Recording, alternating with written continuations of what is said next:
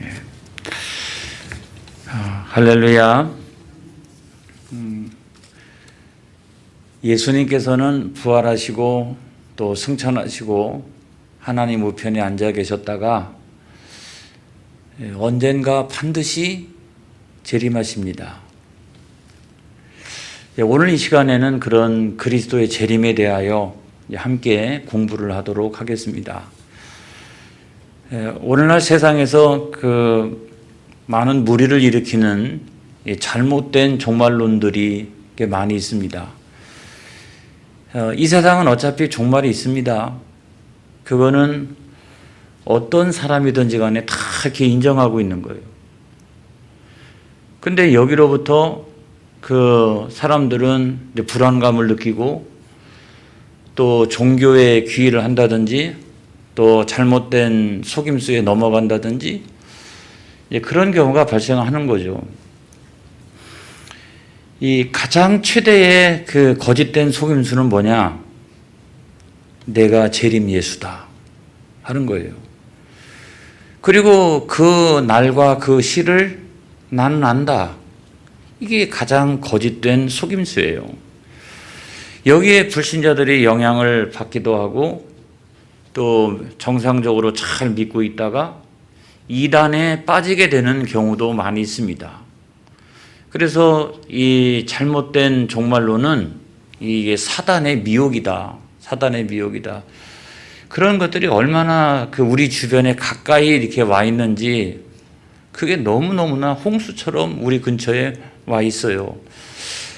여러분, 3일 밤 예배를 통해서 이제 그런 것을 감별할 수 있는 안목, 영적인 분별력을 소유하시기를 축복합니다. 교회에서 수요 성경 공부 시간에 교리를 가지고 공부하는 이유가 이 파수대를 세우는 거죠. 이렇게 내 신앙에 파수대를 세워놓는 거예요. 그것을 분별할 수 있는 능력을 갖게 해주는 것이 교리를 공부하는 거예요. 근데 왜 잘못된 그런 종말론에 빠지게 되느냐? 첫째는 뭐냐면 그 과도한 해석이죠. 어디서 전쟁이 일어났대. 전염병이 생겼대. 그러면은 그 특수한 것을 가지고 그것이 마치 종말의 어떤 그 현실적인 징조인 것처럼 그렇게 이제 과도하게 해석을 하는 경우가 많죠. 그래서 이단의 대부분 종말론을 강조하는 이단에 가가지고 이렇게 보면 대부분 다 그래요. 뭐 어디서 일어나는 국지적인 전쟁이나 또는 어디서 나타난 어떤 전쟁이나 기근이나 그런 어떤 현상들이 그 종말의 징조인 것은 분명하지만 성경은 종말의 때는 아직 아니니라 이렇게 말씀하고 있는데 그거를 아주 과도하게 이렇게 해석을 하고 지나치게 불안감을 만들어줍니다. 그래서 우리가 그거를 경계할 수 있는 유일한 방법은 뭐냐? 유일한 방법은 다른 거 없어요. 성경적인 종말론이 뭐냐? 이런 성경적인 종말론을 가지고 자기를 잘 이렇게 무장하고 있지 않으면 거기에 그냥 넘어가게 돼 있는 거죠. 논리적으로는 다 맞거든요. 이렇게 보면 이렇게 쭉.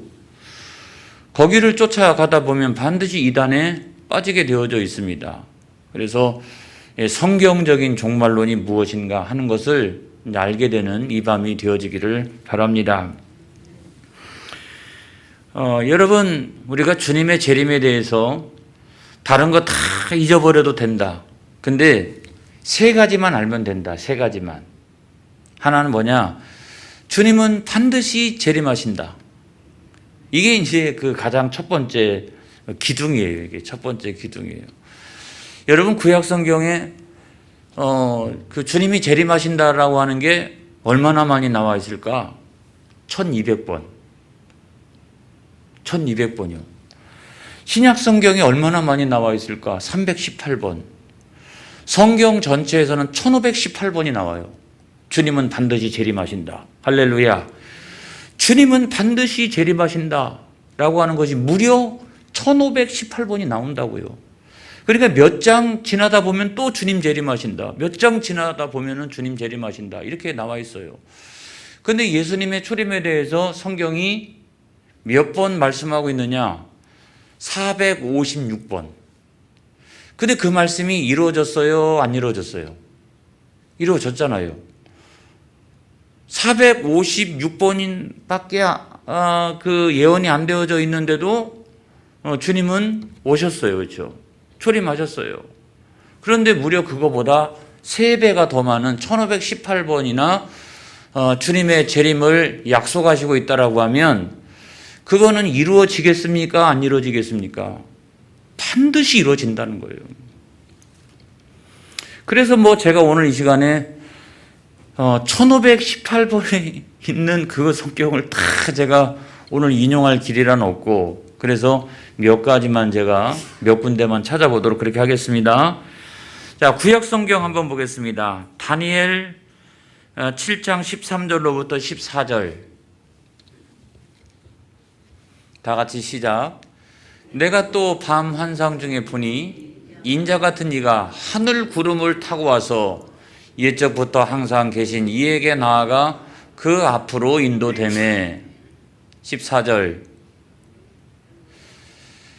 그에게 권세와 영광과 나라를 주고 모든 백성과 나라들과 다른 언어를 바라는 모든 자들에게 그를 섬기게 하였으니 그의 권세는 소멸되지 아니하는 영원한 권세요 그의 나라는 멸망하지 아니할 것이니라.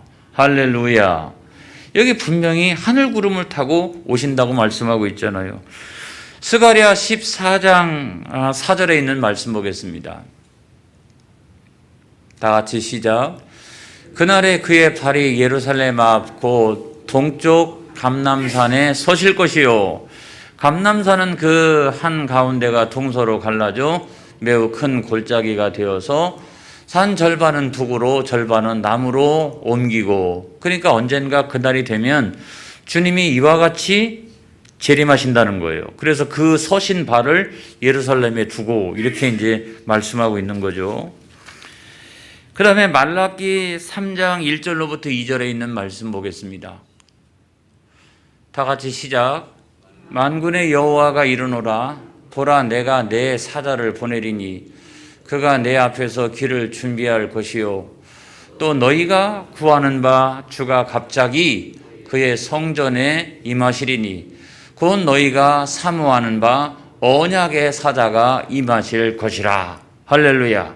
이와 같이 재림에 대해서 명확하게 이제 말씀을 하고 있다는 거죠. 근데 이게 다 주님 이제 오시기 전에 한 400년 전, 500년 전, 한 600년 전 그때 예언했던 내용인데, 아무튼 그 모든 그 예언들이 다 이렇게 이루어지고 있는 것을 우리가 볼 수가 있어요. 근데 이제 신약 성경에서는 이제 그 어떤 귀절로 이렇게 말씀하고 있는 것보다는 귀절도 제가 다 될 수 있습니다만은 장으로 말씀하시는, 통째로 이렇게 재림에 대해서 이렇게 말씀하시는 경우가 많아요. 예를 들어 보면 마태복음 24장, 25장 여러분들 한번 읽어보세요. 거기는 전체가 다 깨워서 준비하고 있으라, 재림의 징조, 종말의 징조 이런 말씀들이 있잖아요. 그 다음에 마가복음 13장, 누가복음 21장, 고린도전서 15장, 그리고 책 전체가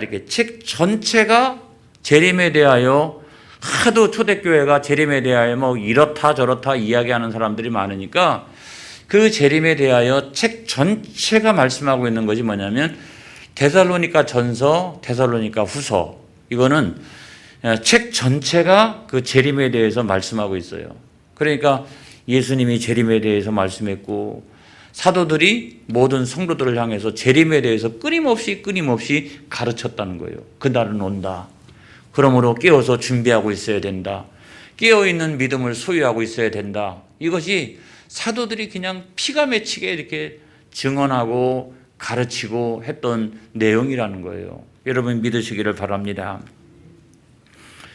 그래서 첫 번째로는 주님은 반드시 재림하신다. 이거 하나 딱 기둥을 세워놓고, 그 다음에 두 번째는 뭐냐면 주님은 천하 만민이 보는 데서 재림하신다. 이 두 번째 기둥이 이단과 우리의 차이점을 명확하게 드러내는 것입니다, 여러분. 많은 경우 이단의 교주들이, 소위 재림 예수를 자처하는 이단의 교주들이 뭐라고 얘기하냐면 이렇게 얘기합니다. 자, 먼저 예수님의 영적 재림이 공중에서 있었다. 그리고 그의 현실적인 실체가 나다. 라고 이렇게 이야기를 해서 영적 재림과 육적 재림을 어떻게 해요? 이거를 두 가지로 이렇게 설명하는 경우가 많이 있어요. 아니면 막 그것과 비슷하게 애매한 표현들을 사용한다든지 그런 경우가 많이 있는데 대부분 비슷한 얘기예요. 무슨 얘기냐면, 참, 자기가 재림 예수라고 이제 그 강조를 해야 되겠는데, 이렇게 해야 되겠는데, 성경적인 그 재림의 방식으로 자기가 재림이 안 됐거든요. 그래서 이거를 뭐라고 설명을 좀 해야 되겠는데, 어떻게 설명해요? 성경에 있는 뭐 하늘의 구름을 타고 뭐 이런 부분이라든가 이런 것은 영적 재림으로 치부해버리고 자기는 그 육신의 현실의 실체다라고 하는 성경에 있지도 않은 그 아주 그 해괴망측한 그와 같은 해석을 통해 가지고 그런가? 그리고 뭐 이 둘이 나중에는 뭐 또 다시 만나고 뭐 아무튼 이런 것으로 이렇게 해석하는데, 여러분 그건 뭐냐면 성경이 재림에 대해서 명확하게 설명하고 있어요, 여러분. 그래서 성경적이 아닌 것은 분명히 그건 이단인 거예요. 그래서 다르게 이야기하면 당신 이단이네? 그렇게 해도 돼요. 자, 지금부터 마태복음 24장 29절로 30절의 말씀 보겠어요. 이 두 번째 기둥을 잘 세워놔야 합니다. 이 두 번째 기둥만 딱 이렇게 소유하고 있어도요, 이단의 상당한 부분들, 이렇게 소위 그 이단의 교주들 상당한 부분을 우리가 정리하고 넘어갈 수 있어요. 절대로. 다 같이 시작.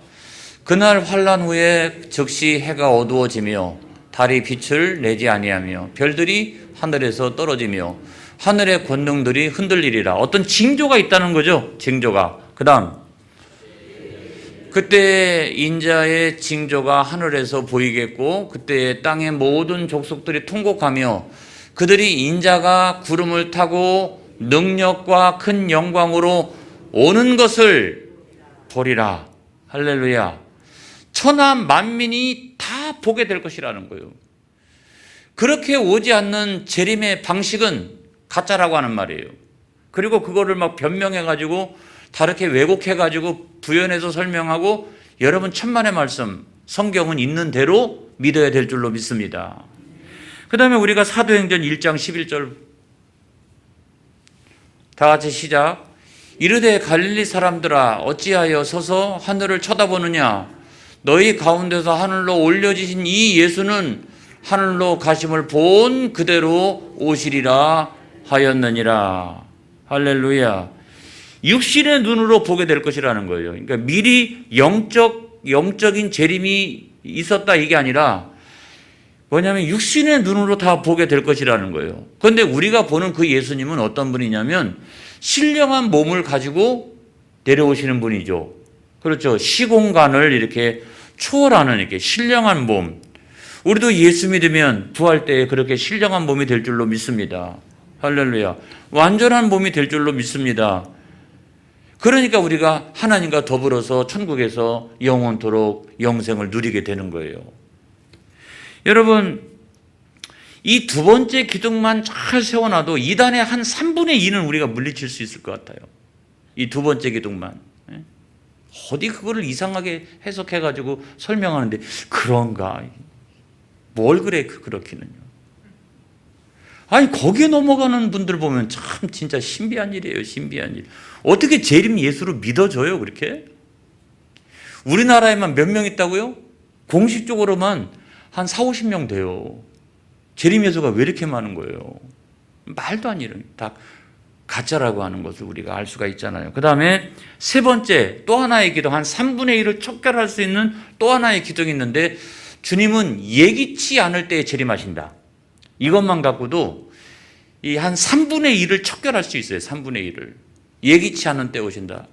여러분 예수님 그 승천하시고 난 다음에도 초대교회가 세워졌는데 초대교회 안에서도 주님 분명히 재림하신다고 말씀하셨는데 어떻게 재림이 더디 오시느냐. 이것 때문에 이제 갈등이 막 생기고 해가지고 데살로니가 전서 후서 이렇게 지필이 되어지는 거예요. 그런데 문제는 뭐냐면 그건 다 사람들의 바램이었다는 거예요. 로마 시대 너무너무 힘드니까 말이죠. 탄압이 너무 심하고 말이죠. 이러니까 주님의 재림이 빨리 왔으면 좋겠다라고 하는 인간적인 바램이지 주님은 그렇게 말씀하신 적이 없다는 거예요. 여러분, 우리가 성경을 한번 보겠습니다. 마태복음 24장 36절. 다 같이 시작. 그러나 그날과 그때는 아무도 모르나니 하늘의 천사들도 아들도 모르고 오직 아버지만 아시느니라. 성경은 그렇게 분명히 말씀하고 있잖아요. 그 다음에 다니엘 2장 21절 시작. 그는 때와 계절을 바꾸시며 왕들을 폐하시고 왕들을 세우시며 지혜자에게 지혜를 주시고 총명한 자에게 지식을 주시는도다. 그 때와 계절을 바꾸시는 분은 하나님 한 분이신 줄로 믿습니다. 그 때를 다 하나님이 주관하시는데 내가 그 때가 언제요? 그 시가 언제요? 여러분 그걸 왜 우리가 맞추고 있어요? 이렇게. 그리고 내가 정하면 하나님께서 그렇게 역사하셔야 됩니까? 말도 안 되잖아요. 이제 내가 해석한 대로 하나님이 움직이셔야 돼요? 말도 안 되는 이야기잖아요. 그런 거에 넘어간단 말이죠. 여러분 우리가 만약에 그날과 그때를 다 알게 된다면 어떤 현상이 일어날까요? 그날과 그때가 23,000년 후에 온대. 그럼 여러분들은 어떻게 신앙생활 할까요? 그냥 내 마음대로 육체적 쾌락 다 즐기고 경건의 모양, 경건의 연습 다 필요 없고 경건의 능력도 필요 없지 내 마음대로 지내다가 죽기 일보 직전에 주여 회개합니다. 나를 용서하여 주시옵소서. 나는 믿습니다. 이러면 되느냐고요, 여러분. 안 되잖아요. 근데 그날과 그 시가 2022년 1월 달이다. 얼마 안 남았죠, 그죠? 만약에 이게 얼마 안 남았다 이러면 어떻게 될까요? 지금 뭐 일상생활 다 끝날 거예요, 이거. 일상생활이 어디 있어요? 사람들은 지금 막 기도원 아니면 교회당에 모여가지고 주여, 주여. 그날에 내가 그 믿음대로 천국에 들어가게 하여 주시옵소서라고 하면서 난리가 치고 온 세상이 정치, 경제, 사회, 문화가 그냥 그대로 정지가 될 거예요. 근데 여러분 그와 같은 믿음을 어떤 사람이 진짜 믿음이 어떤 사람이 가짜 믿음이요 그걸 우리가 어떻게 알아요? 이 시간이 없다라고 하니까 지금 막 그냥 회개한 척하고 막 그냥 달려들고. 여러분 이 세상이 정상적으로 유지가 안 될 거예요. 정상적으로. 너무 늦다라고 그러면 세상은 완전히 엉망이 돼버리는 거고 너무 일찍 온다 해도 마찬가지고 그런 현상들이 일어나게 될 거예요. 그래서 성경은 뭐라고 말씀하시냐면 깨어서 준비하라. 할렐루야. 그때가 언제일지 알 수가 없으니 깨어서 준비하고 있어야 된다. 그래서 제가 늘 이야기하는 것처럼 그때가 뭐냐면 영혼의 때라는 거예요. 영혼의 때를 늘 깨어서 준비하고 있어야 된다. 자, 성경 말씀 보겠습니다. 마태복음 24장 44절. 다 같이 시작. 이러므로 너희도 준비하고 있으라. 생각하지 않은 때에 인자가 오리라. 생각하지 않은 때에 오게 될 것이다. 이렇게 말씀하고. 마가복음 13장 36절로 37절. 시작. 그가 호련히 와서 너희가 자는 것을 보지 않도록 하라. 깨어 있으라. 내가 너희에게 하는 이 말은 모든 사람에게 하는 말이니라 하시니라. 할렐루야. 그 다음에 골로새서 4장 2절에 있는 말씀 보겠습니다. 다 같이 시작. 기도를 계속하고 기도에 감사함으로 깨어 있으라.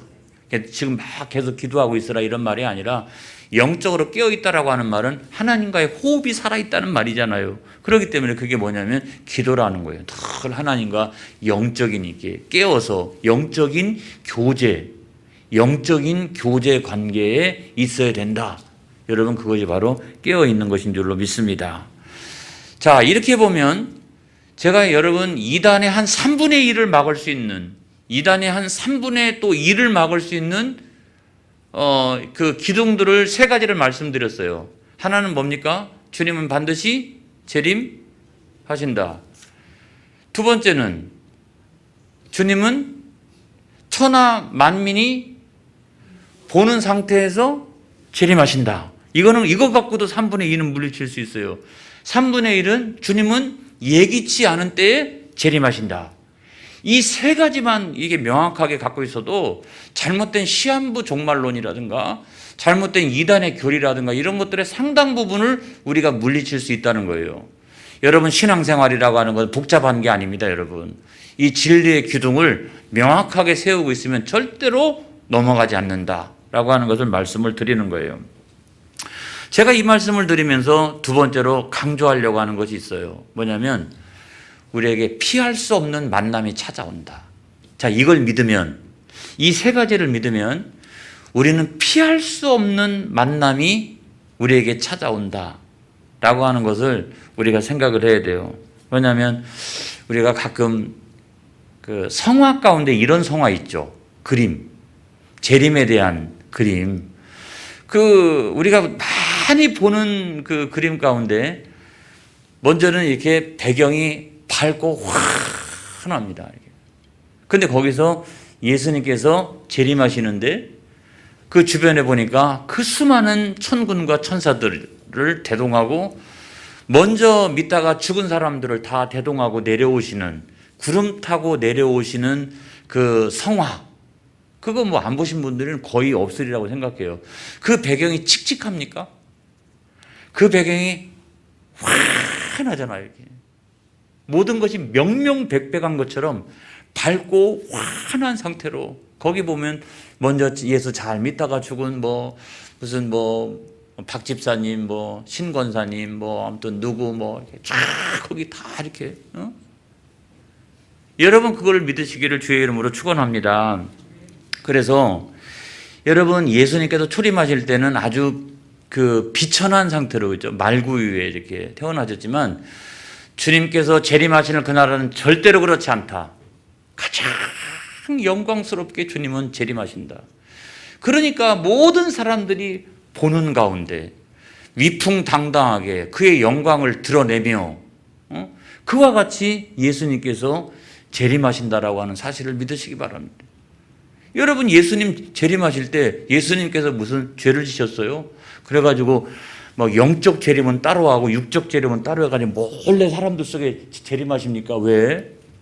그날 모든 것이 다 끝나는데 그날 가장 밝고 광명하게, 가장 영광스럽게, 가장 휘황찬란하게 그와 같이 승리자 예수님께서 재림하신다는 사실을 여러분 믿으시기를 바랍니다. 그러니까 저는 너무너무 좋은 거예요. 저는 너무너무 좋아요. 그날은 절대로 칙칙하지 않다. 어둡지 않다. 밝고 환한 날이다. 그래서 천하 만민이요, 다 자기 눈으로 보았기 때문에 그 천하 만민이 다 주님의 심판대 앞에 서게 돼요. 핑계를 댈 수가 없어요. 그래서 복음은 땅끝까지 증거가 돼야 되는 거예요. 아무도 핑계를 댈 수가 없어요.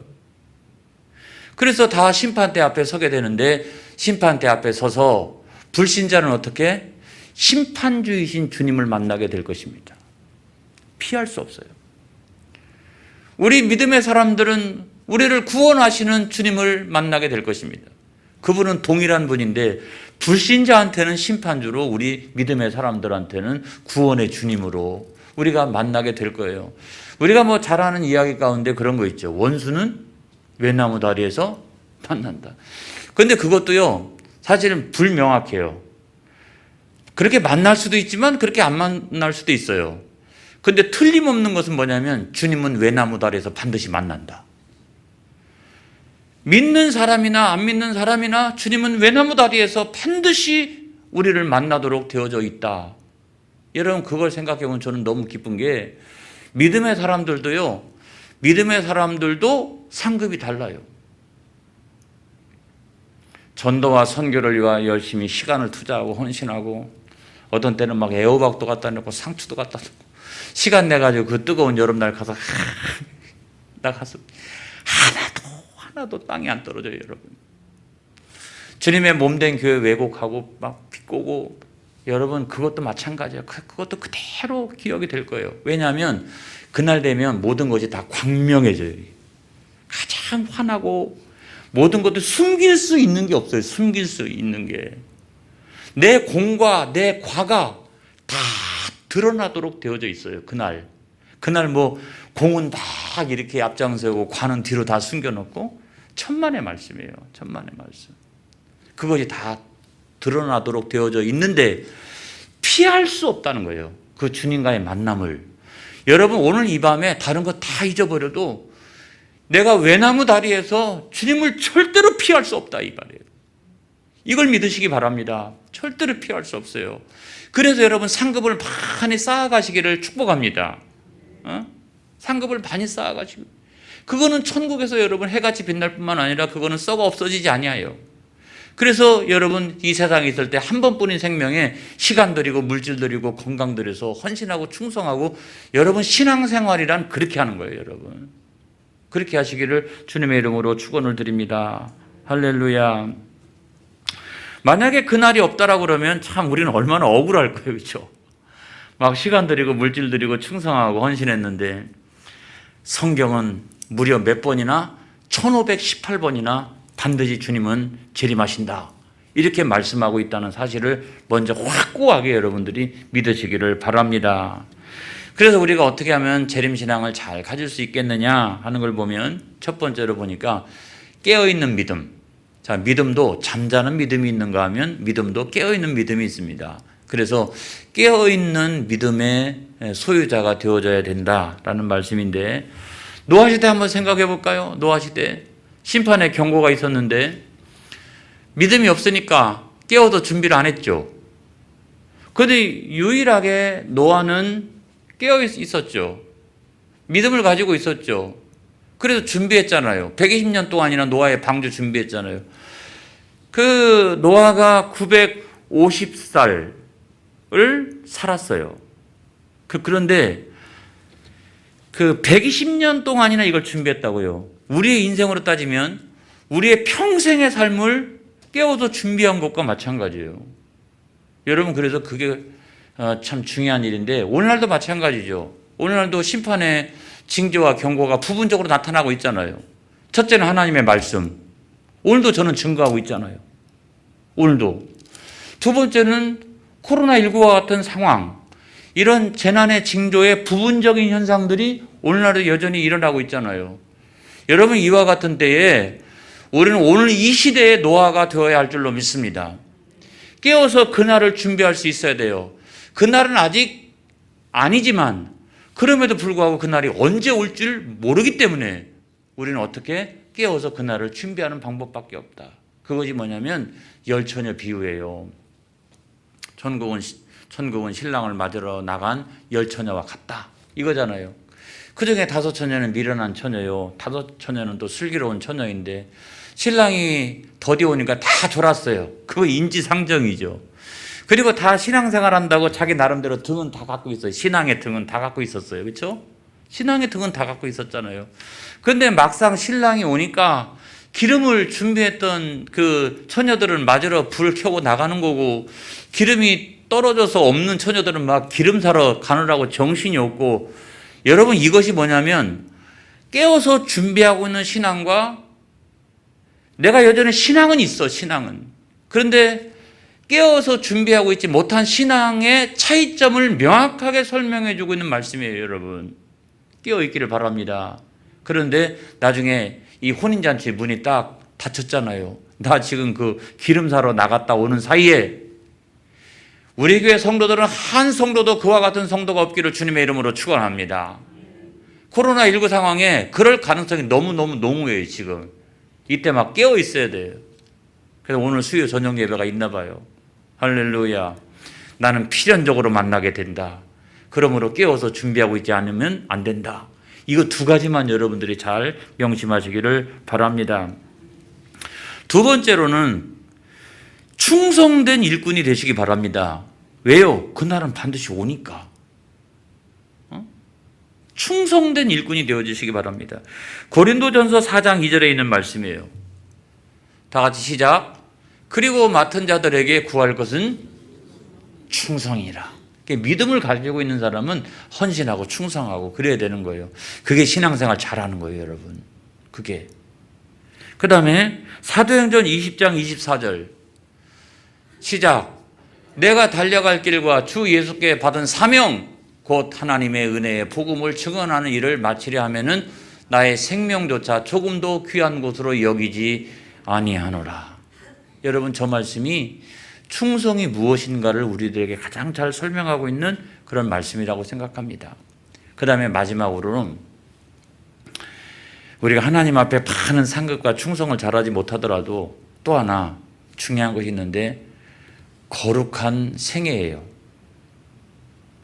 경건의 연습, 또 경건의 모양, 경건의 능력, 할렐루야. 끊임없이 그런 모양과 능력을 만들어 가야 돼요. 왜 그렇습니까? 피할 수 없는 만남이 있습니다. 피할 수 없이 주님을 만나게 돼 있다니까요, 이렇게. 근데 그때 신랑 되어 오시는 주님을 내가 만나게 될 터인데 내가 그냥 아주 엉망이면 어떡합니까? 그래서 영적인 신부 단장, 그렇죠? 내가 거룩하게 그 신랑 되어 오시는 그 주님을 만나기 위해서 여러분, 우리의 외모가 아니라 영적으로 우리가 그와 같은 거룩함, 경건의 모양과 또 경건의 능력이 있어야 될 줄로 믿습니다. 그래서 오늘 귀한 저녁에 저와 여러분이 그와 같은 재림신앙, 그죠? 재림신앙을 분명하게 부여잡고 헌신하고 충성하는 저와 여러분 되어지기를 주님의 이름으로 축복합니다. 할렐루야. 기도하겠습니다.